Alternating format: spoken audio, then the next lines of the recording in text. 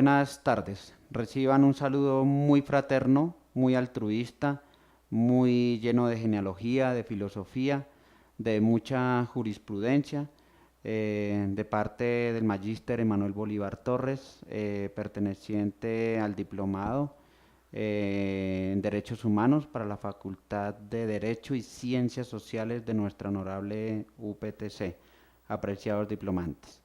Vamos a asistir a tres momentos en esta cátedra.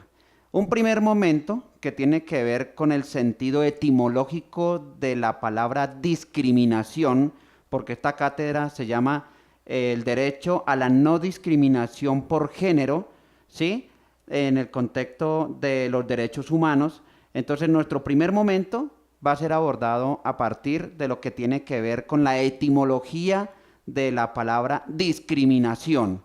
El segundo momento lo vamos a abordar desde un sentido totalmente jurídico de los derechos humanos, desde el positivismo, si se pudiese decir normalmente, para dar una relación de la no discriminación y también del reconocimiento de esa discriminación a razón de factores sociales y estamentales que en este país nos desbordan totalmente dentro del sentido crucial de la palabra. Y en un tercer momento vamos a asistir a un sentido filosófico de lo que tiene que ver con el dominio, el poder y la subordinación de lo que tiene que ver con la discriminación por género. Para comenzar con esta cátedra, quiero comenzar mostrando uno de los fragmentos que nos presenta Eduardo Galeano, parte de lo que él tiene que ver con las venas abiertas de América Latina. Eduardo Galeano nos habla en su libro Los hijos de los días de un bello poema que se llama Los Nadies. En este apartheid que traigo aquí de los nadies, solo traigo la última parte que tiene que ver con una relación de discriminación y de vulneración también desde los pobres, pero aquí lo vamos a hacer relación con respecto a la discriminación por género.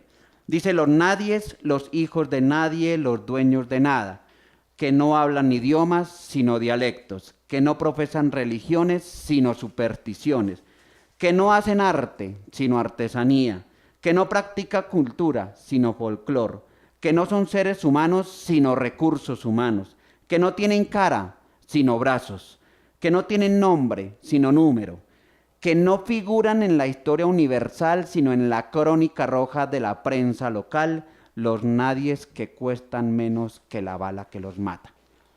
Para comenzar con este fragmento entonces del positivismo, entonces tendremos que mirar en la siguiente diapositiva que tenemos acá. Vamos a ver algunos elementos que tienen que ver con el abordaje prácticamente del arte para discriminar desde afuera hacia adentro, lo que tiene que ver con la discriminación por género. Comenzar con un bello fragmento de Nietzsche en la genealogía de la moral, que comienza diciendo que nosotros mismos somos desconocidos para nosotros mismos, y esto tiene una gran funcionalidad. Nunca nos hemos encontrado en la realidad. Allí donde están vuestras colmenas está vuestro conocimiento.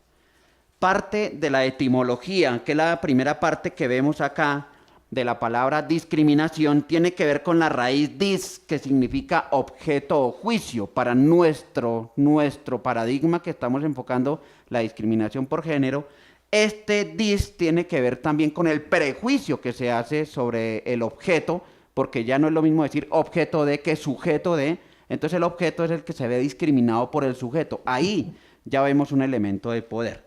En el segundo elemento vemos la culminación de la palabra cribar, que significa crimen, ¿sí? Discernir, separar, alejar al objeto, enjuiciarlo, distinguirlo y darle un trato inferior. Bien, para el contexto de nuestro territorio nacional en Colombia, encontramos dos elementos muy importantes en la discriminación. Uno es el elemento pedagógico de nuestra educación básica, que ya dando un sentido etimológico de la palabra básico, básico ya es un problema de vulneración también a la educación en Colombia, porque lo básico hace elementos que mantienen las brechas entre los pobres y los ricos. Por eso la educación básica es para los de estratos básicos o bajos y pues, la educación más elemental, mucho más constructivista, obedece a estratos más altos. La ley 1620 del 2013 establece que dentro de sus principios fundamentales debe haber un reconocimiento a estos personajes que hacen de la vanguardia de nuestra sociedad un trascender en el conocimiento. Claro que sí, los granujas, nuestros estudiantes. Debe haber un reconocimiento, un respeto y una no discriminación por orientación e identidad sexual. Debe haber un respeto por la dignidad humana. Esa dignidad humana hace relación totalmente a la resistencia humana que tienen unos contra otros para poder establecer un criterio de sujeto como tal. Y deben existir unos ambientes democráticos y pacíficos dentro de todas las aulas de clase y el contexto de la convivencia escolar como tal. Y el artículo 13 de nuestra Constitución Política de 1991, claro, establece la libertad e igualdad ante la ley. Cuando nosotros miramos que existe una igualdad en el sentido propio de nosotros los humanos, hace referencia a que somos iguales en principios y en derechos. Cuando se habla de principios, se habla de elementos éticos. Esa es la ética porque es universal, es para todos. Igual son los derechos humanos que a partir de 1948 se suscriben como el elemento de protección humana para todos los habitantes de la Tierra. No habrá discriminación en Colombia, pero entonces el hecho de negar que exista la discriminación quiere decir que puede existir esa discriminación como tal en nuestro país. Es decir, cuando establecemos un elemento de discriminación, también establecemos un elemento de diferencia. Pero poderle decir a ustedes y a mí que somos diferentes, ya ahí estamos empezando a tener una discriminación. ¿Somos iguales en derechos? ¿Somos iguales en principios? Claro que sí. Pero la diferencia también nos establece unas barreras entre ustedes y nosotros. Es decir, la diferencia que otorga la postura también genera una guerra, porque eso es lo que simboliza la postura y la diferencia. La igualdad nos hace a nosotros iguales en derechos y también iguales y semejantes en conocimientos y en el sentido de que no existan fronteras entre ustedes y nosotros. Para abordar el sentido de lo que nos habla Nietzsche, para establecerlo de discriminación, vemos una parte que tiene que ver con el fenómeno de la cultura. Entonces, si existe una cultura de la violencia y una cultura de la discriminación, obviamente existen unos elementos que podemos traer aquí a colación en esta cátedra para establecer que sí hay una discriminación. ¿Por qué la cultura es un elemento de poder muy importante? Porque la cultura ha hecho personas cultas y personas incultas. Es decir, ha hecho que el norte sea el norte, la sapiencia, la episteme, y el sur sea la doxa, los chismes, la contrapartida del conocimiento, por lo tanto, el prejuicio del conocimiento. En su doctrina de la genealogía de la moral, Nietzsche nos habla de unos elementos que pueden hacer una discriminación muy importante entre el bueno, el malo y el malvado. El bueno es dentro de la raíz genealógica. Cuando se habla de genealogía se habla de la historia, pero aquí vamos a hacer una historia de la palabra que hace referencia al bueno, malo y malvado. El bueno establece desde la noción de la superioridad algo que tiene que ver con que el bueno proviene de noble, el noble de nobleza, la nobleza de superioridad. La superioridad viene totalmente de las leyes, de los jueces, del Estado, también de la Iglesia, porque ellos establecen también elementos de poder en el bueno, son los que discriminan quienes son malos por lo demás, y eso hace que exista ya una línea, un pilar de poder. En el segundo elemento existen los malos. ¿Quiénes son los malos? Los malos son los pobres, los esclavos, los ignorantes, por lo tanto proviene de la clase plebeya, son las clases bajas. Ellos son los que cometen los crímenes y la discriminación. Y el sentido del malvado, los malvados son los hombres del resentimiento, son los sabios, los perfectos, los perfectibles. El derecho de decirle a alguien que es perfecto ya es una noción de discriminación en el sentido de que ese perfecto es perfectible por naturaleza, es decir, un completo imperfecto. Pero ese perfecto sabio Por lo tanto, por lo demás es un terco que es el que asesora a los malos en los elementos también políticos, y los malos, por ser más en la base, son los que generan el poder hacia los buenos, que son las minorías en este país. Hay un elemento muy importante que se segrega después de la discriminación, que tiene que ver con el elemento del sufrimiento. Entonces, sufrir se entiende también como un elemento de subordinación con respecto a quien domina. Entonces, los elementos de dominación y subordinación se generan a partir de que quien sufre esas discriminaciones consideran que existen seres superiores a ellos. Entonces, cuando existe una superioridad en mi espíritu, que significa el ascenso, la evolución según Hegel, ese espíritu y esa evolución en el ascenso del ser hace que la persona que se considere sufrida es la persona subordinada, y quien tiene el elemento del poder es quien discrimina cuándo realizar elementos de subordinación hacia el otro. El sujeto tiene que ver con la aparición entonces total cuando el ser como tal conoce por qué lo discriminan, cuál es la razón total de esa discriminación, y aparte de eso reconoce en su propia discriminación una propia salida también para el flagelo que está padeciendo. El sujeto, por lo tanto, es sujeto de cuando se libera totalmente de las opresiones y de los prejuicios, pero solo se logra ser sujeto cuando se conoce, cuando se entra en el campo epistemológico, cuando se ingresa a la universalidad, que es el concepto de universidad. Universidad significa universalidad, el conocimiento del humano al servicio de los humanos. Entonces, la evolución total de lo que nos establece Nietzsche en su genealogía de la moral, además del ideal ascético, que el ideal ascético es tu postura, que si usted quiere estudiar ciertos elementos que hacen referencia a lo que tiene que ver con el conocimiento, eso ya lo hace a usted una persona que tiene un camino. El camino también lo entendemos desde la utopía. La utopía, que en la modernidad significaba a un sueño difícil de alcanzar, para la posmodernidad significa el sueño alcanzado, el andar, el camino. Por eso Eduardo Galeano, en las epistemologías del sur, nos habla en la utopía que es, para eso se hizo, la utopía se hizo, para caminar, y el camino es el conocimiento. Y la evolución de ese ideal ascético tiene que ver con la palabra optimum. El optimum es la evolución del sujeto. El optimum es el ser como tal maduro, que ha estructurado dentro de su fisiología epistemológica, dentro de su espíritu, una postura de la liberación de las cadenas. Entonces las cadenas, que son las que oprimen totalmente al ser, se van a ver totalmente separadas del ser, en el sentido de que él ya conoce su postura, sabe quién es, y como en los elementos del bien y el mal, es una persona sabia, culta, y que totalmente no padece prejuicios.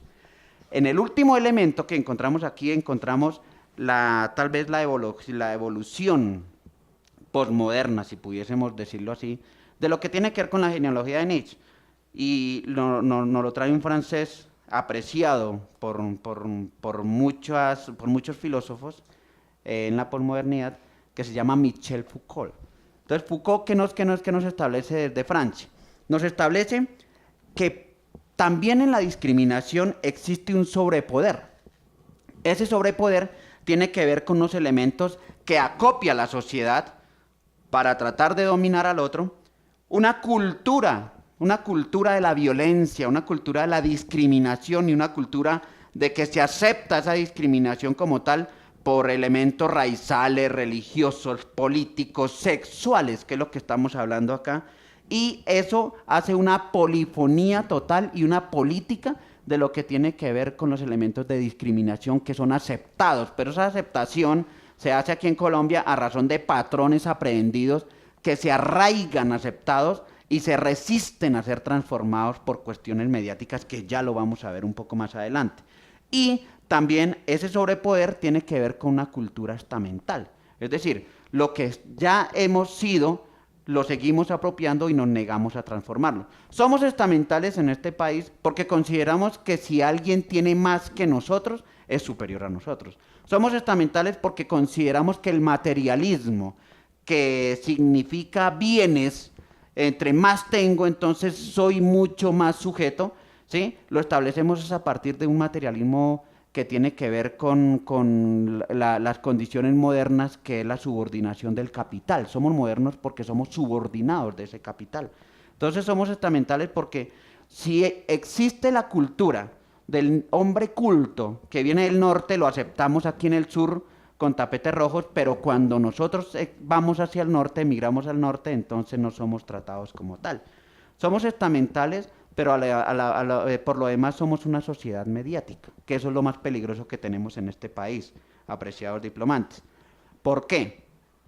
Porque al existir una doctrina subordinada de lo estamental, es decir, de que ya consideramos que hay seres superiores a nosotros, ahora lo vamos a tratar de yuxtaponer, de sobreponer con elementos mediáticos. ¿Qué es el elemento mediático? Los medios de comunicación. Entonces, a nosotros nos piensan con los medios de comunicación, nos repiensan con los medios de comunicación y además nos enseñan a hacer lo que somos a razón de lo que ellos proponen, que quienes manejan esas clases son las clases totalmente plutócratas de este país.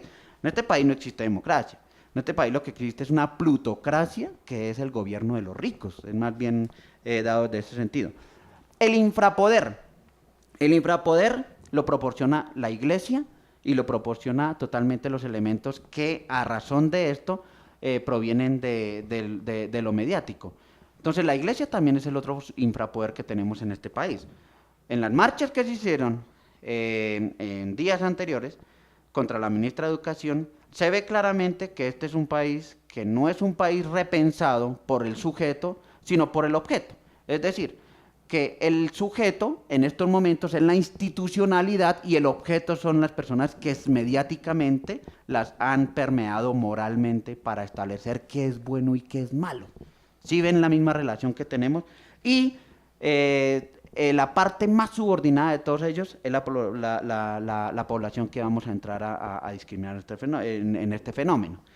Las lesbianas, los gays, la gente que tiene que ver con los transexuales, los intersexuales y también los bisexuales.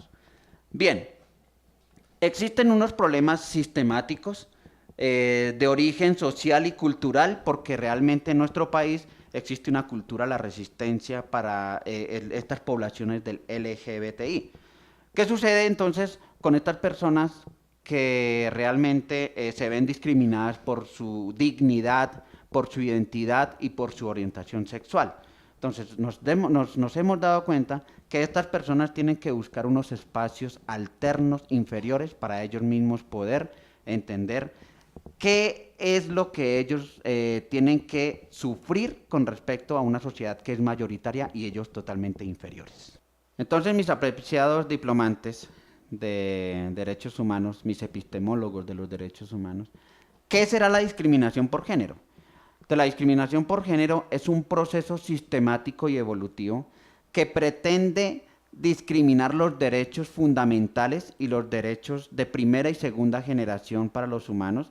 Establece también criterios de subordinación en estamentos morales, en estamentos mediáticos y en estamentos culturales, en el sentido de que se acepta que solo puede existir hombre y mujer y no una población diferente a lo que tiene que ver con el LGBTI. Nunca se había desproporcionado la palabra LGBTI como un organismo viviente que pudiese tener su voluntad, su identidad y sus derechos como tal establecidos en la Carta Fundamental de los Derechos Universales y también abstraídos a partir de la Revolución Francesa en el sentido también del paradigma blanco que se llama la igualdad. Para que exista esa discriminación hay tipos de discriminaciones. Entonces existe la discriminación desde el fenómeno social, nuestros queridos fenómenos que llaman LGBTI, un contexto de discriminación económica que es el salario, a razón de la modernidad, porque la modernidad significa capital, subordinación a razón de eso, dependencia del capital. Existe también una discriminación de orden laboral, porque en el trabajo no se entiende, no se tiene una dependencia real de la realidad real, de lo que tiene que ver con el hombre y mujer, con el que sabe y el que no sabe, el que tiene experiencia y el que no. Entonces los salarios se ven totalmente bifurcados a razón de muchas generaciones que las establecen también las mismas instituciones. Existen también unas discriminaciones inclusive de orden raizal, nuestros indígenas, nuestros afrodescendientes, también que pueden también tener elementos de dominación hacia los blancos, que ya somos más en el mundo, y que hemos tratado de reconquistar territorios que nunca fueron de nosotros y que aún no sabemos entender muy bien. Entonces, todo lo que tiene que ver con el sentido de la discriminación por género es un proceso evolutivo, una producción total del mediatismo y también una exclusión y una segregación de patrones arraigados y sociales que vienen a razón de la modernidad. El derecho humano a la no discriminación también establece que debe haber un derecho a la igualdad entre hombres sin distinción de identidad de género. Es decir, que ya no existan ni hombre ni mujer, sino que también podemos establecer unos elementos en los cuales podamos tratar de establecer que la población LGBTI, que por más que sean minoritarias, también tiene sus derechos fundamentales y sus principios fundamentales de primera y segunda generación para nuestro país.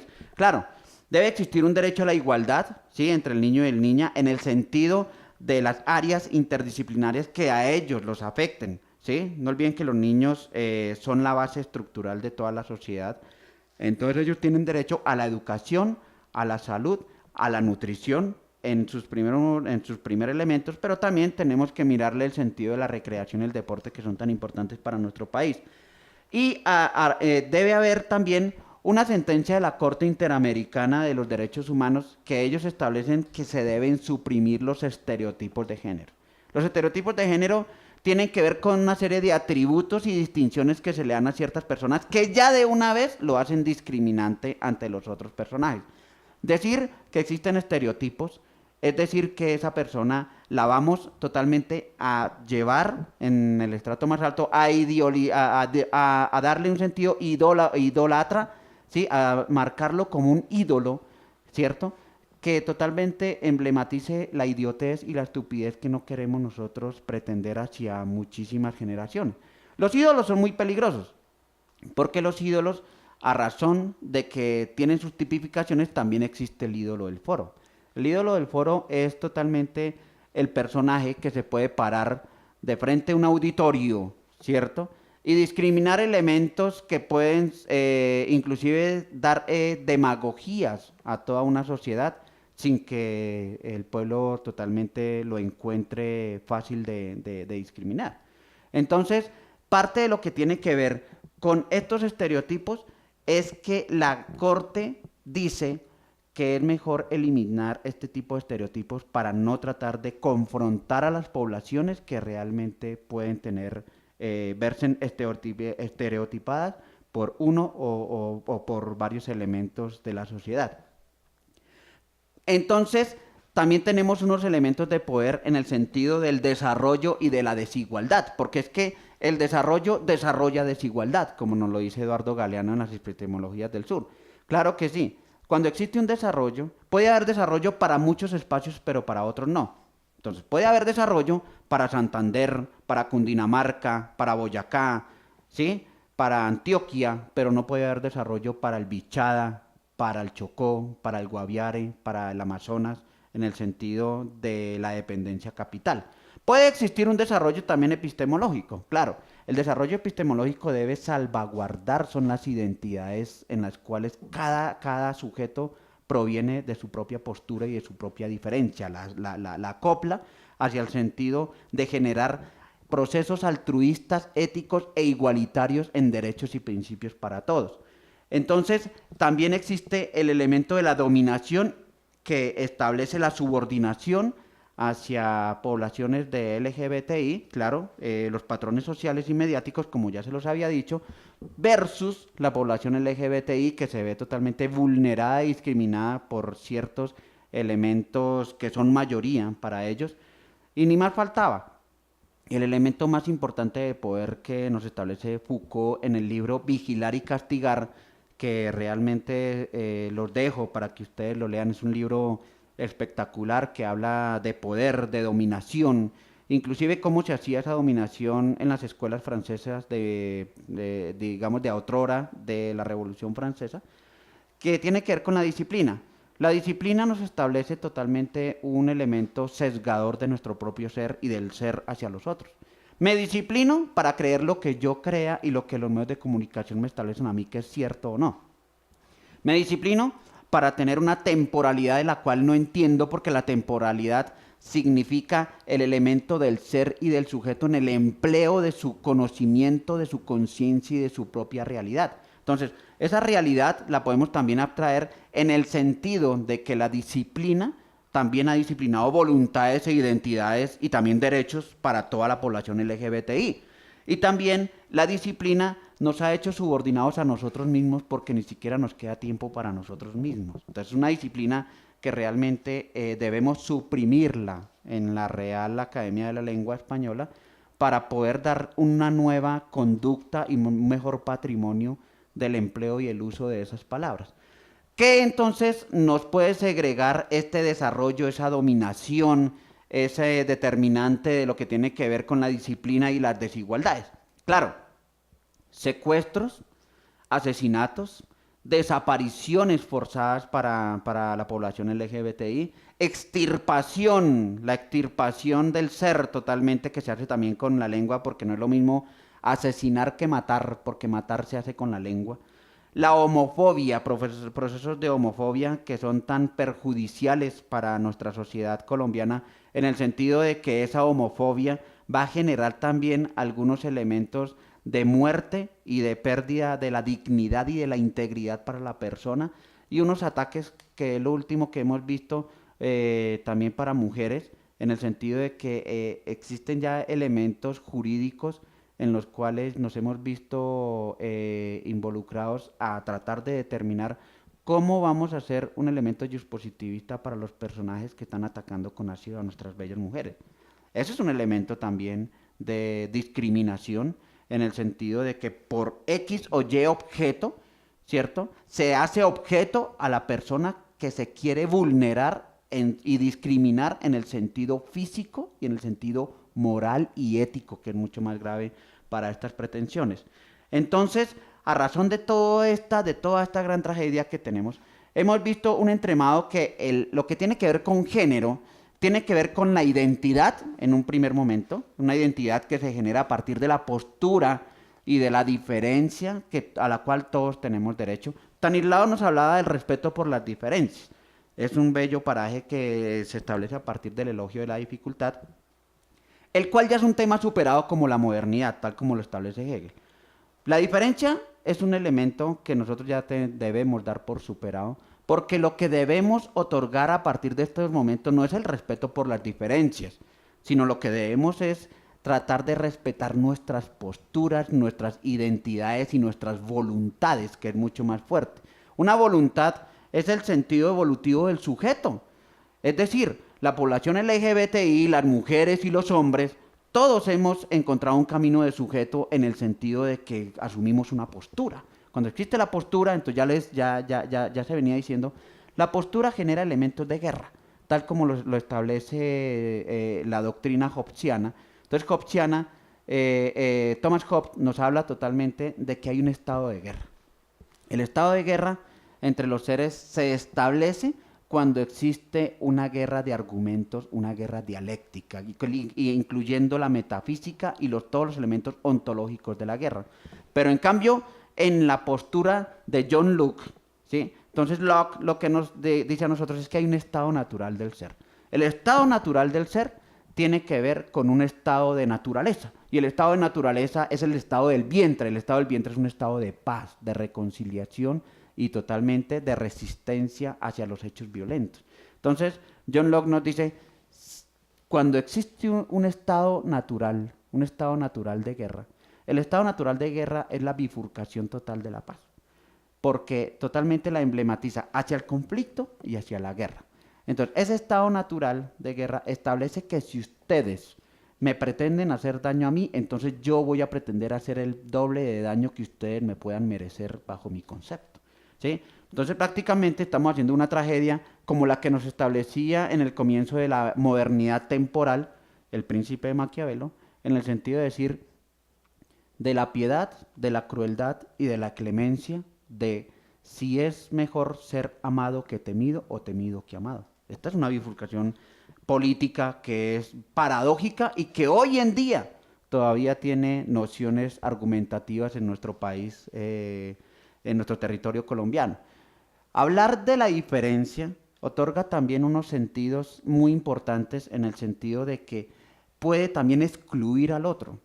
O sea, cuando hablamos de la diferencia y estamos diciendo que vamos a dar por asumido el tema, que ya es un tema superado, entonces ya no vamos a hablar del elogio de la dificultad, sino vamos a hablar más bien de lo que estamos hablando hoy en las epistemologías del sur, que es una doctrina bellísima.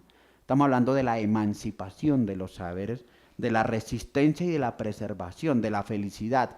Eso nos establece también el buen vivir en Bolivia, que es el nuevo paradigma que estamos emergiendo desde el sur hacia el norte. Entonces, ya las tendencias han ido cambiando, tal como tienen que cambiar las posturas en este país, de la exclusión a las poblaciones que creemos que no son ni de género, ni de lengua, ni de raza, sino simplemente que se han ellos mismos creado bajo identidad y bajo postura, en el sentido de su voluntad propia, como la población LGBTI, que era la que no habíamos tenido en cuenta durante muchísimos años.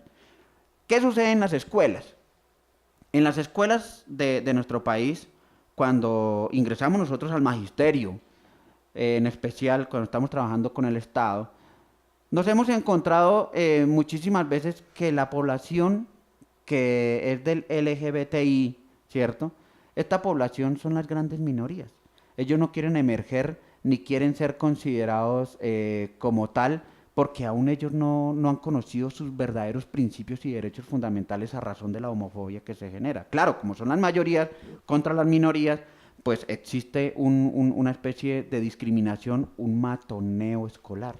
Entonces, lo que estamos viendo en las escuelas en estos momentos es que no existe una pedagogía para la discriminación. Es decir, aprender a discriminar hay que aprender también a reconocernos, en el sentido de mirar si realmente hemos discriminado. Es decir, como lo decía en el primer momento de la frase que nos trae Nietzsche en la genealogía de la moral, tal vez es que nosotros no nos hemos encontrado nunca, porque somos desconocidos para nosotros mismos. Entonces, cuando nosotros nos desconocemos nosotros mismos, también desconocemos al otro. Así lo establece también en la postura de la genealogía de la moral Nietzsche cuando habla de Miguel de Cervantes Saavedra.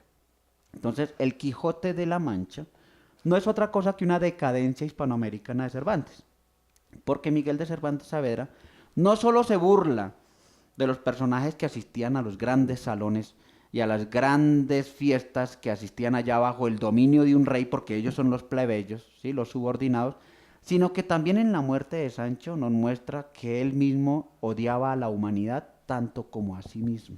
Entonces, esa decadencia del ser, del sujeto, que lo convierte en objeto y no sujeto de, ha hecho de la discriminación unos elementos arraigados a razón de la temporalidad, del espacio y de los patrones aprendidos que nosotros estamos viendo como tradicionalistas y también como emergentes de más discriminación.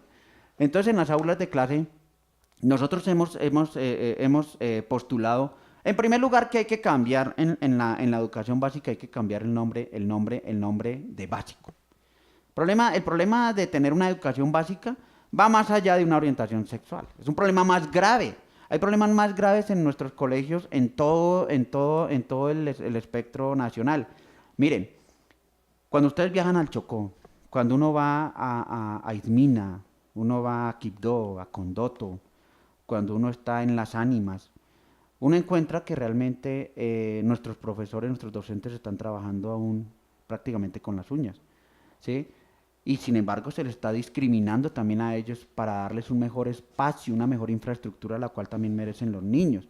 No está bien decir que, claro, que los bienes, entonces lo material es lo... No, lo material está acá, el desarrollo, que el verdadero desarrollo que estamos promulgando en Colombia, en las epistemologías del sur, son el desarrollo de la mente, del espíritu, es la sublevación, la catarsis del ser, para decirlo de otra manera. Cuando estamos en el Vichada, en Cumarío Vichada, donde hemos estado impartiendo cátedras, en Cumarío Vichada inclusive encontramos mejores aulas que en cualquier institución educativa de Bogotá. ¿Cómo sucede esto? Claro, hay un interés político en medio de todo esto, pero el interés político debe ser el interés nacional, no debe ser un interés por unas minorías que no quieren ser establecidos como unos ídolos, sino ser tratados naturalmente, en su estado natural de paz, porque ellos brindan mucha paz, por los otros granujas que también le establecen a ellos unos dominios y unos elementos violentos, lo que hemos ya trasegado en la palabra de matoneo. La palabra matoneo tuvo tanto auge en el bullying, que se escribió tanto, que ya inclusive ya no queremos saber nada del bullying. Entonces ya hemos trastocado a otros aspectos como las necesidades educativas especiales, ¿cierto? Y como algunos temas de resolución pacífica de conflictos. Entonces, ¿cómo debemos hacer eso? Hermano, reconociéndonos, reconociendo qué es lo que realmente nos está discriminando a nuestros muchachos, mirando cuál es el reconocimiento de las familias y del horror que ellos mismos le están engendrando a sus hijos para que sus hijos lleven la resonancia a las instituciones educativas, porque es que la violencia también es eso. La violencia no solo se genera a partir de los docentes, de las políticas públicas. La violencia también viene de las violencias intrafamiliares, que son las resonancias de más violencias. Y tenemos unos elementos muchísimo más contraproducentes, que es, por ejemplo, establecer mecanismos o espacios de baños para la población LGBTI para excluirlos de lo que tiene que ver con su verdadera orientación sexual.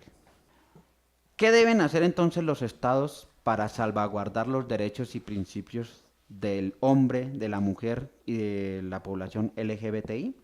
Entonces, el primero será promulgar leyes y normas que totalmente restrinjan la homofobia y la transfobia, que es mucho más peligrosa. O sea, la transfobia es la evolución de esa homofobia en el sentido de que ya no se va a querer al transgénero, a las personas que puedan tener otro género. Es mucho más peligrosa. Tal vez el concepto de la transfobia tendremos que acoplarlo muchísimo más en nuestras aulas de clase y en nuestros espacios de debate. Entonces, la transfobia que no acepta ese sentido transgénero, lo que va a hacer es dar un trato inhumano, una desaparición forzada, va a ser exclusión, va a ser una inferioridad al objeto tratado tal como el LGBTI.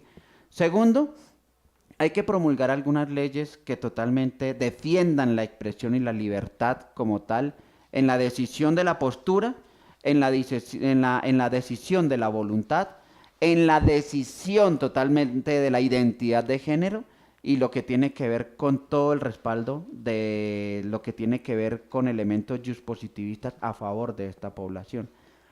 Tercero, tendremos que también mirar algunos elementos normativos que se constituyan como elementos fundantes dentro de unos principios y unas leyes que tengan en cuenta a la población LGBTI, es decir, reconocerlas como población y darles a ellos sus principios y sus derechos que se le han visto inalterados totalmente en el sentido más estricto de la palabra. Entonces, ¿qué proponemos? Vamos a proponer, para tratar de dar un resarcimiento a todo lo que tiene que ver con la discriminación por género, desde un sentido pedagógico para la discriminación. Es decir, debemos reconocernos, que es lo que estamos diciendo, debemos resarcir ciertos elementos que realmente están siendo patógenos y ya se han convertido en vulneraciones a los derechos humanos de la población que ya estamos tratando.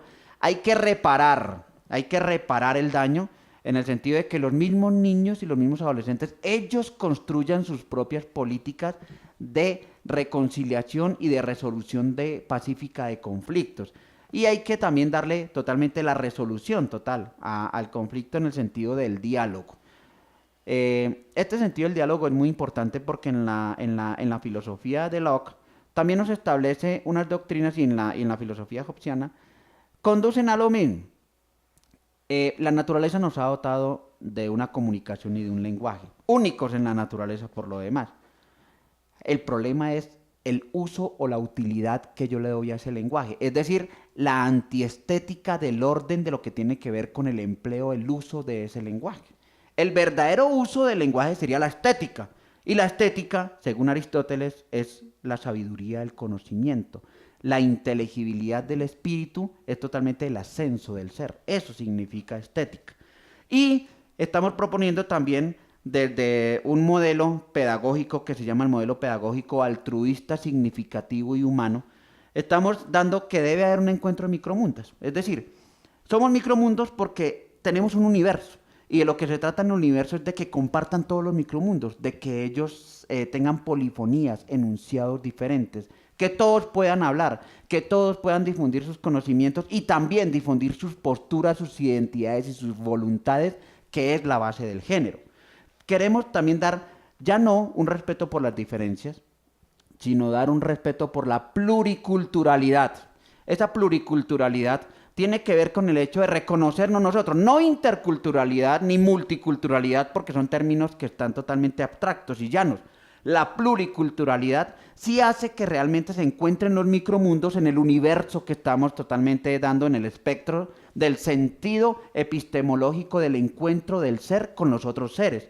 Debe haber un respeto de las posturas. Es decir, que nosotros mismos distingamos que el otro piensa diferente, piensa diverso, se comporta de manera diferente, tiene una postura diferente, porque asimismo, a razón de su voluntad, ha engendrado esa propia postura en el sentido de que se ha hecho político y agente de sí mismo. No olvidemos que tal como lo dicen sus discursos epistemológicos del sur, nuestro gran Pepe Mujica, Pepe nos invita a decir que realmente nosotros ya no nos gobernamos nosotros mismos, sino nos gobiernan a nosotros mismos y a veces las violencias también nos han gobernado a nosotros mismos en el sentido de la discriminación de género. Debemos segregar una universalidad. Segregar una universalidad quiere decir el sentido de entender la universalidad desde el concepto de la universidad. Darle a todos el sentido de la universalidad para que a partir de la educación y el conocimiento podamos reconocer la discriminación y muchísimos más fenómenos que nos atacan en Colombia para poder alcanzar el bienestar común, que es la paz. Ese es el estado natural del hombre. Y por lo último queremos hacer una emancipación de la filantropía. La filantropía, que es la evolución del amor, del corazón. No queremos emancipar solo saberes y conocimientos, sino también primero construir el ser como tal. Emancipar la filantropía significa darle a cada quien lo que realmente merece en el sentido más estricto del abrazo, del corazón. La filantropía, por lo demás, es el amor al hombre, el amor al ser, ¿sí? A todas las especies de seres que existan bajo sus voluntades y sus identidades contrarias. Entonces, lo que tenemos que ver con esta emancipación de saberes tiene que ver con eso, que tiene que ver con la filantropía, que es una palabra muy importante. En este mapa, con el que realmente yo quiero terminar todo lo de discriminación por género, es muy importante también entender la discriminación que se hace a razón de lo que ha pasado en el mundo con la paz. La paz, vista también desde un índice de paz global, muestra matices más oscuros y matices más claros ante los países que son menos violentos y los países que son más violentos. Entonces quisiéramos mirar, por ejemplo, en este sentido, ¿cuáles son los países más violentos y por qué se han estructurado esos países más violentos? ¿Qué se mira primero? Los primeros índices que muestra el mapa, a razón de la paz, el índice global de paz, tiene que ver un nivel de protección y de seguridad en sociedad. ¿Por qué? Porque mientras usted más invierta en seguridad, más invierte en discriminación, en desigualdad y en guerra. Una ciudad que tenga muchísima seguridad es porque es violenta por naturaleza. Ese es el sentido más estricto de los derechos humanos en el sentido del índice de paz global. El segundo tiene que ver con los conflictos nacionales e internacionales en los que participa. Colombia no solo tiene conflictos internos, sino que también exporta guerra. Es decir, hay muchísimos soldados que están combatiendo guerras que no entienden. Bueno, igual la de nosotros. Entonces, van a pelear guerras absurdas en el sentido de que van a dejar la vida por otro territorio que ni siquiera es el de ellos mismos, ni siquiera lo reconocen a él como un ciudadano de esos países. Ahí hay discriminación, hay discriminación. También tiene que ver en el tercer elemento el grado de militarización y el gasto para la guerra, que en Colombia es desproporcionado. No podemos mentir que el Producto Interno Bruto de Colombia se reparte muchísimo más en la guerra que en salud, en educación, que en vivienda, que en recreación y mucho más en el gran paradigma de resolución de conflictos que tenemos en el país, que es el deporte. Ya lo hemos visto. En orden de menos a más, Colombia es el país más violento de Sudamérica. Dentro de los 163 países que se establecieron, Colombia aparece en el puesto 143. Y en la posición suramericana aparece como el país 11 detrás de Venezuela, es decir, el último país que obtiene la peor calificación. El gasto militar del gobierno colombiano, el número de víctimas que ha dejado la guerra y el persistente conflicto armado, porque es que el conflicto armado no viene de 50 años. El conflicto armado lo tenemos desde que tenemos una república. Es más, desde que nuestros indígenas mismos tenían algunos elementos contractuales de guerra. Han posicionado al país como el menos pacífico de la subregión, es decir, de Sudamérica. Discriminación y paz, que es lo que estamos entonces nosotros resolviendo, discriminación y paz son antagónicos en concepción, pero análogos en pretensión. Es decir, discriminar sería el elemento conflictivo y violento. Y la paz, que es el principio universal por todos, porque está establecido por justicia, por equidad, por libertad, igualdad y fraternidad, esa paz, a la vez que son bifurcados, la discriminación y la paz, son análogos también en un mismo sentido. Porque si no encontramos paz, no podemos resolver el problema de la discriminación. Entonces, es indispensable una construcción pacífica basada en términos de la no discriminación de género y dotada de elementos culturales, políticos y polifónicos, es decir, que todos podamos hablar, que podamos entendernos en el diálogo, tener una postura del diálogo y un respeto del diálogo y de la pluriculturalidad del micromundo, que estructuren sociedades pluriculturales, éticas y semióticas de la moral. Es importante rescatar la moral hacia la paz y entender desde un punto de vista de la cartografía, así como el derecho, pueden estimular elementos de realidad porque un mapa mide realidades y el derecho, que es la balanza, el ojo juzgador, discrimina también elementos de realidad. O sea, se miran las dos facetas desde una misma arista, la realidad y la conciencia colombiana. Yo quiero terminar con la bella frase de Jaime Garzón, que en 1996 ha dejado una gran huella para nuestro país,